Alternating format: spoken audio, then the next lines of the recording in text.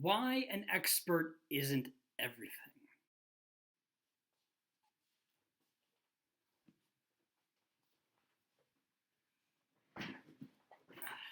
Elon Musk is an expert. He's a billionaire who's made a brilliant decision of buying Twitter.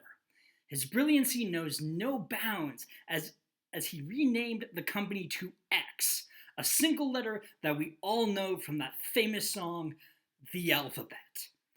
Of course, people like us can't understand his brilliancy, as his advocates will defend his every single business decision, as if he was playing four-dimensional chess on a 3D board. They will gladly defend even the slightest bit of criticism. After all, no sane person would dare criticize this apex of humanity of a man. He's colonizing Mars! He's creating millions of jobs! He's invented electric cars that we're totally going to be using all of the time. Jeez. He is what people call an expert. Bull. While it's easy to throw around various titles around these days, the most highly coveted title of them all is expert. It's a title that instills confidence in us, that the person who holds that title knows exactly what they are talking about. After all, they spent years or decades in the field, practicing their craft, learning all the techniques in that area that we couldn't be bothered to do ourselves. And that's totally fine. Not every single person has the time or desire to delve into a variety of fields. We only have so many years to our lives and so many things that we can learn. Of course, that's to be expected. We're not going to have everything. That's okay. But one thing we didn't know at the time is when is a good time to be using that title expert in the first place? When do we think we are worthy of that title? My potions are too strong for you, traveler. And it was something that has stumped a lot of people for a very long time. That is until 2008, when Canadian journalist and author Malcolm Gladwell published a book that shook the world. It's called Outliers, and in it, it covered all kinds of different things that made people break business norms that were firmly set in place. These people were trendsetters. They were revolutionists. These people were really important, according to Gladwell. And within that book, he also shared various pieces of advice that we could take for ourselves. One specifically was what it meant to be an expert. In order to be an expert, according to Gladwell, all you had to do was spend 10,000 hours of practice. If you spent 10,000 hours working on one specific thing, you are considered an expert in that field.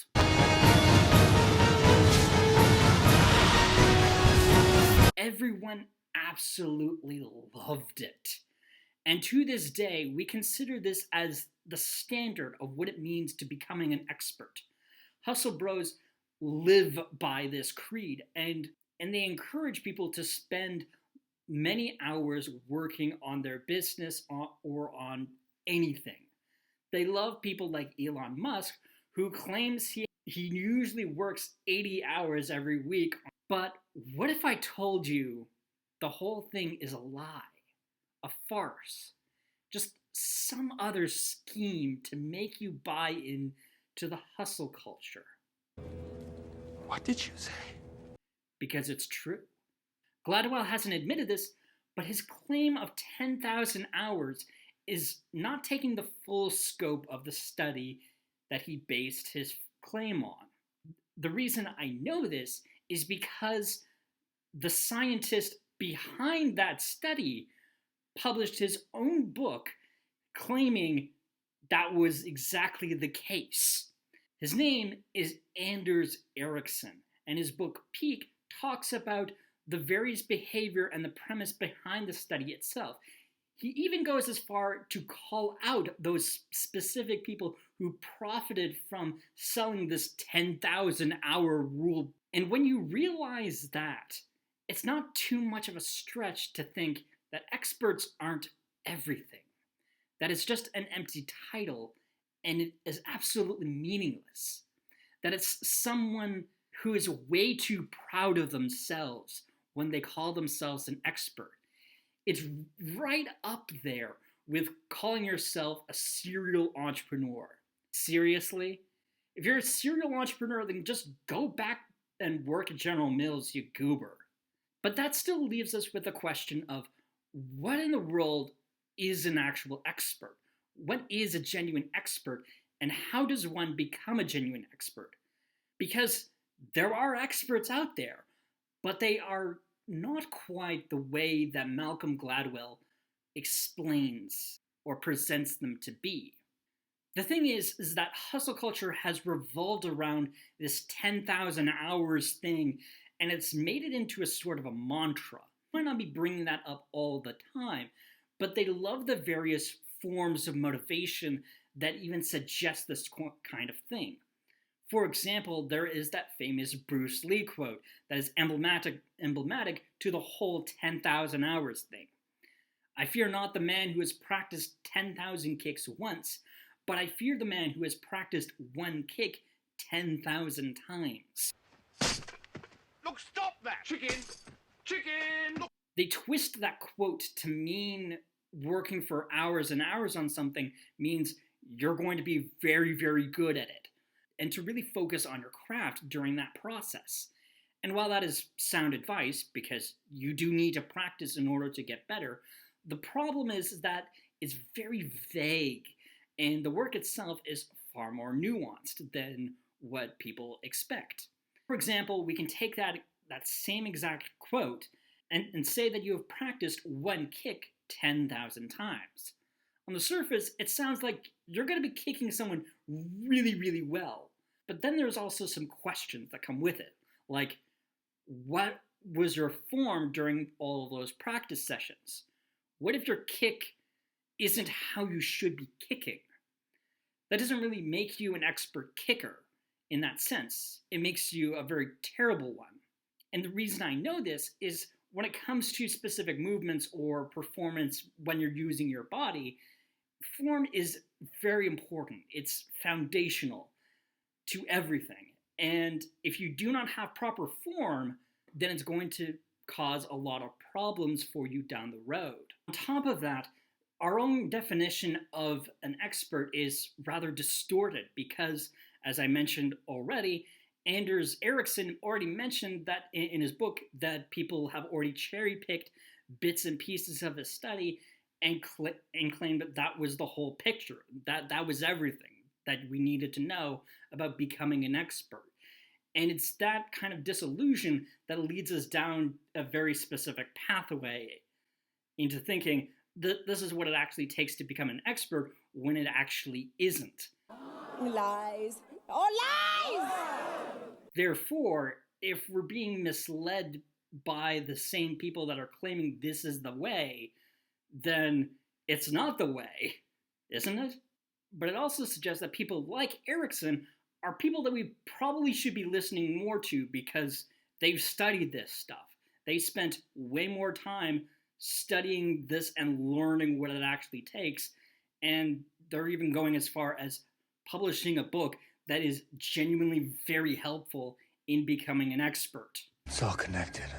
So even though there are going to be a lot of people that are going to cling to the whole 10,000 hours thing, the truth is those people are going to be wrong. And to truly be an expert at something, it requires more than that.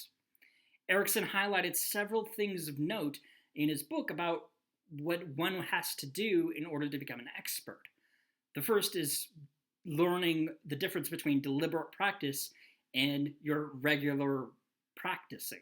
Going back to that Bruce Lee quote yet again, it would be even scarier if that one man practiced 10,000 kicks with each kick progressively getting better.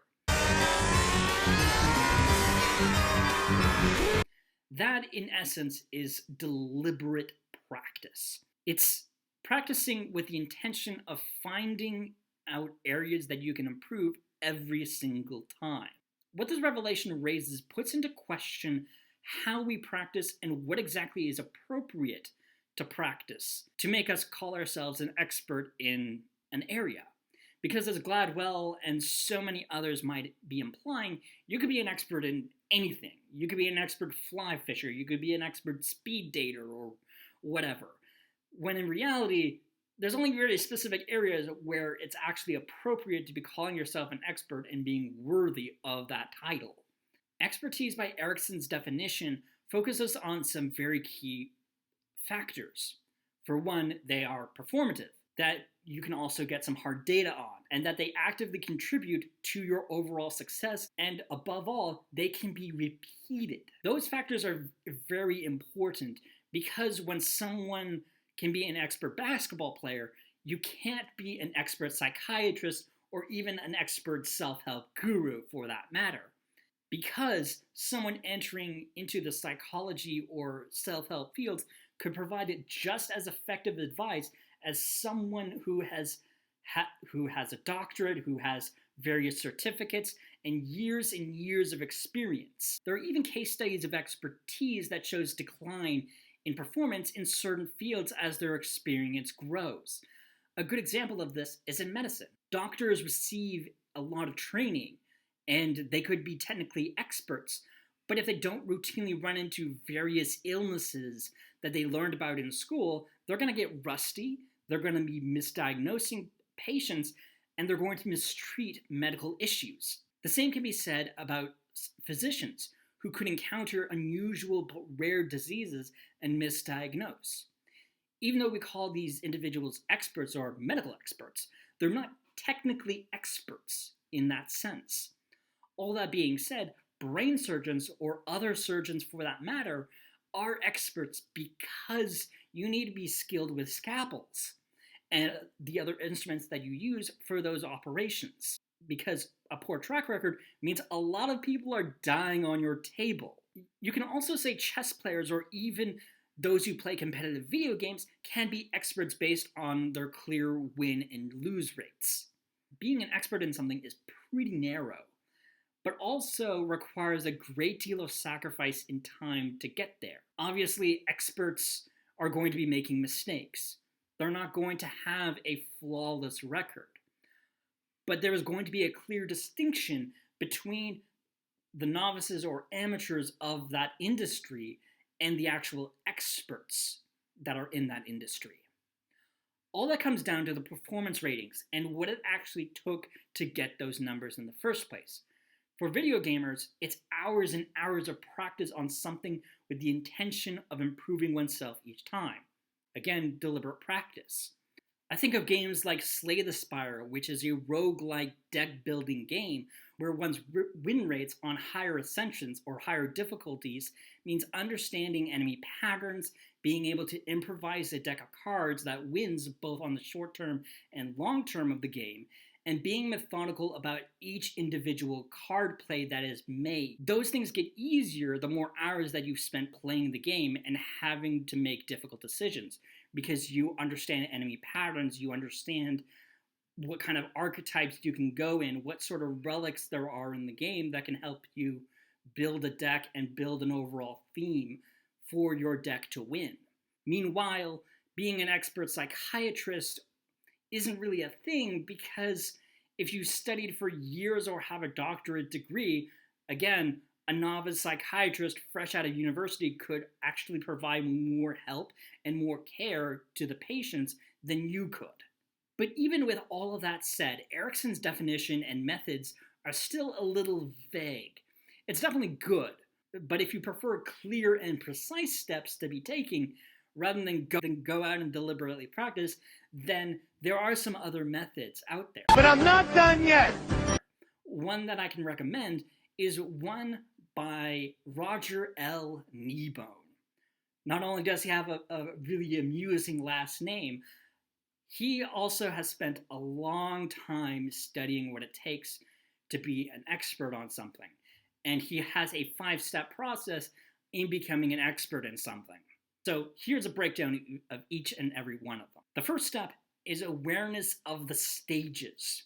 So each level of expertise is basically defined by these 3 stages. The first one is an apprentice stage, the second is journeyman, and the last one is master or expert. And each one of those steps has their own distinctions. You're likely an apprentice if you are in need of guidance in most of everything that you're doing. You're still in the very early learning stages. You're likely a journeyman if you have some more responsibilities, some more independence, and you actually have genuine training in this particular field. And you're likely at the master stage when you're overlooking a group of people who are asking you for advice while you're also still learning more and more about the field, while also simultaneously feeling like you're a complete fraud and a joke, because the more that you're learning, the more that you don't know what you're talking about or what you're doing in the first place. Kneebone has particular questions that you can be asking yourself in his book called Expert, but all of those are connected to those general themes that I just talked about. Overall, it's pretty easy to see where someone is when it comes down to something performance-based. The second step is using those stages as a guide. As you can tell from each clear distinction, there are certain requirements that you need in order to get from one stage to the next. Going from apprentice to journeyman, you need to have an understanding of the basics. Just need to go into my lab, get on my computer, and email a file to my cell phone. And you also need to be able to be comfortable enough that you can make some decisions on your own. But getting from journeyman to expert or master means that you not only have to have a grasp of the basics, but you also have to be so good at what it is that you're doing that other people are asking for your advice and guidance while also still learning more and more about the industry that you're in the first place. That didn't do anything. Of course it didn't. You know what? Ah! It's those distinctions that make it pretty obvious what you have to be doing in each stage. Generally speaking, between all of those stages, you need to be learning a lot. But the degree in which you need to be learning is different between each stage. Not only that, but you also need to be able to handle more responsibilities, as well as being able to make snappy decisions and make some sacrifices and dedicate yourself to this specific craft. Knowing what is required of you at that point, you enter into the third step, which is your crossroads, where you decide whether you really want to be continuing that journey in the first place, or whether you want to be delving into something else. And now for something completely different. There is absolutely no shame in giving up at this point, but Kneebone is kind enough to have a step where it's more of just like a self-reflection filler step where you get to ponder about whether this is a really good decision for you or whether you want to be doing something else. After making that decision, if you decide, yeah, I'm going to be committing myself to this, I really want to be developing myself, then you enter into step 4, where you are learning from your mistakes and you're taking those errors that you've been making and converting them into opportunities for yourself. And see what happens. As you paint, you'll see all kind of things happening on your canvas. And it's basically this callback to another famous and popular quote, where you haven't truly failed at something unless you fail to learn something from it. Feeling stuck or making mistakes is all just part of the process, and how you respond to that is indeed everything. Without leaning too much into the hustle culture nonsense, learning from your mistakes is something that we all have to live with, whether they are big or small. And the final step is to exercise patience and nurture yourself. This completes that perpetual loop where you're constantly learning and growing. And it's this step that basically reminds you to slow down and to recognize what is going on and to apply what you're learning and seeing how things develop. Take chances. Make mistakes. This basically reinforces that loop of you're making a mistake, learning from that mistake by reflecting, and then making some adjustments based on that experience to figure out what you can be doing better for the next time. But ultimately, the mistakes are inevitable, and that's what really being an expert is about. Both in Erickson and Kneebone's cases, each one encourages you to make mistakes and to grow from those experiences. The question becomes, is that person learning from that experience and making adjustments, or are they doubling down on the same mistake over and over again when it comes to giving people this title and determining whether they are actually worthy of that title? But the reason I bring up those two methods and focus on them so much is that, just as those methods outline, the fact people have their own versions of what makes an expert, our overall attitude makes it clear that the title doesn't really mean anything, or much at all. It's an additional flair that doesn't exactly matter. If everyone is an expert, no one is an expert. When everyone's super, no one will be.